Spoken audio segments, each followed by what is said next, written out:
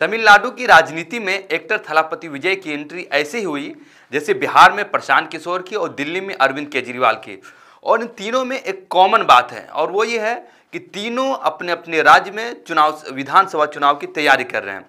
आप में से जिन लोगों को नहीं पता, मैं बता दूं कि थलापति विजय एक साउथ फिल्मी एक्टर हैं जिन्होंने साउथ फिल्म इंडस्ट्री को एक से एक हिट मूवी दी है, लेकिन अब वो फिलहाल राजनीति मैदान में उतर चुके हैं। विजय ने जुलाई में अपनी पार्टी लॉन्च की थी और 27 अक्टूबर को विल्लमपुरम जिले के विकरवंडी में पार्टी की पहली रैली निकाली, जिसमें 3 लाख से ज्यादा लोगों की भीड़। एक्टर थलापति विजय ने अपनी पार्टी का नाम TVK यानी तमिलगा वेतरी कजगम रखा। विजय ने अपने पहले ही सम्मेलन को संबोधित करते हुए अपनी पार्टी की विचारधारा और विजन को साफ कर दिया। विजय ने सम्मेलन को संबोधित करते हुए कहा कि राजनीति सिनेमा का क्षेत्र नहीं है, युद्ध का क्षेत्र है।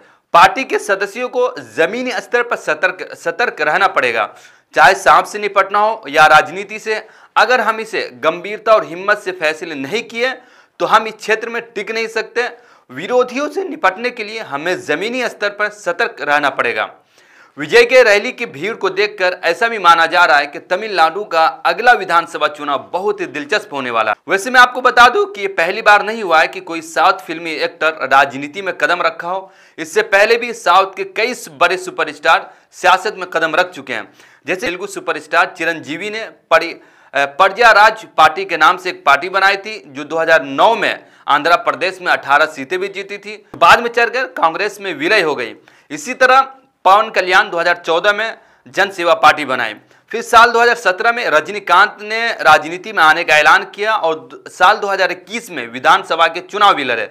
लेकिन ऐसा नहीं है कि साउथ इंडिया के फिल्मी स्टार ही सियासत में किस्मत आजमाए, बल्कि नॉर्थ इंडिया यानी बॉलीवुड के भी कई फिल्मी सितारों ने राजनीति दांव खेले। लेकिन जितनी कामयाबी साउथ इंडिया वालों को मिली, उतनी कामयाबी इंडिया यानी बॉलीवुड वाले को नहीं मिल सकी। लेकिन आखिर क्यों? दरअसल इसके पीछे साउथ फिल्म में दिखाने वाली चीजें, वहां के कंटेंट का असर है। 60-70 के दशक में तमिल सिनेमा में जो फिल्में बनाई जाती थी उसमें छुआछूत, जमींदार की प्रथा और धार्मिक पाखंड के विरोध को दिखाया जाता था। इस तरह की चीजें दिखाने की वजह से उनकी प्रियता बढ़ती गई और जिसकी वजह से उनके देखने वालों के जहन से, उनके जो ऑडियंस के जहन से जो नफरत की चीजें हुई वो निकलती गई और आपस की भाईचारगी उसके जहन में आता गया और समाज एक अच्छे रूट में जाता गया। इसका अंदाजा अब साउथ के मौजूदा हालात को देखकर लगा सकते हैं कि वहां किस तरह के हालात है, वहां की सरकार किस तरह चलती है।